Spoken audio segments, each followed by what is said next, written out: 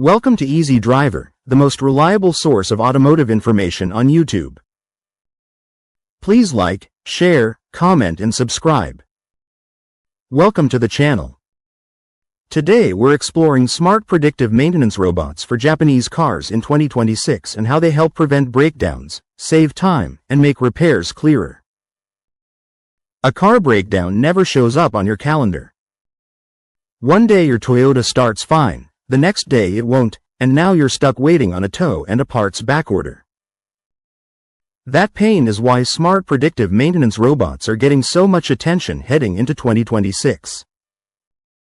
In simple terms, these robots are shop and fleet tools that collect vehicle signals, run quick inspections, and flag problems early. Some roll around the bay, some sit at an intake lane, and some are fixed stations in a factory or fleet yard. They don't fix cars by themselves in most cases.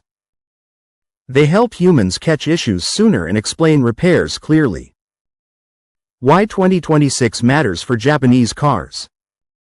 More sensors, more hybrids and EVs, more connected features, and higher repair costs. This video explains what these robots do, what they can predict, and how to judge them without falling for marketing. What predictive maintenance robots do for Japanese cars in 2026. Predictive maintenance robots focus on one job: turning messy car data into an early warning a tech can act on. Think of them as the helpful coworker who never forgets to check tread depth, listens for bearing noise the same way every time, and always pulls the right dataset before you even finish the work order. You'll see this applied across common Japanese brands, including Toyota, Honda, Nissan, Subaru, and Mazda. The basics are similar even if the powertrain isn't. A Subaru Boxer engine and a Toyota hybrid system fail in different ways, but both leave clues in data and inspection results long before a no start. This is also different from a basic OBD scan. A quick scan reads codes, frees frame data, and monitors. That's useful, but it's often reactive. Predictive systems try to spot patterns before a hard fault appears, then rank issues by risk and urgency. They also help standardize checks, so a busy shop doesn't miss simple things like a slow coolant leak or uneven tire wear. Most shops won't replace techs with robots, and they don't need to. The win is consistency and speed. The robot handles repeatable steps. The tech does diagnosis and repair. Human judgment still decides what's real, what's noise, and what gets fixed today. How the robots sense problems early, data sources that actually matter. Good systems don't bet everything on one sensor. They combine several inputs and look for agreement.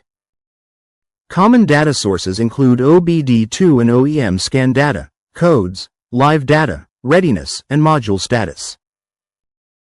Consignals show how the car's computers talk and are useful for spotting odd behavior across modules. Vibration and sound using microphones and accelerometers can pick up early bearing or belt noise. Thermal cameras detect heat patterns on brakes, wheel hubs, cooling systems, and battery packs. Torque and current readings on tools like smart impact guns and torque wrenches detect abnormal resistance during service steps. Tire and brake wear sensors, plus camera-based tread and pad estimates, give wear clues. Hybrid and EV battery health data show state of health, cell balance hints, and temperature trends. Service history shows what was done, when, and what kept coming back. That's the first look at how these robots collect data and catch issues early.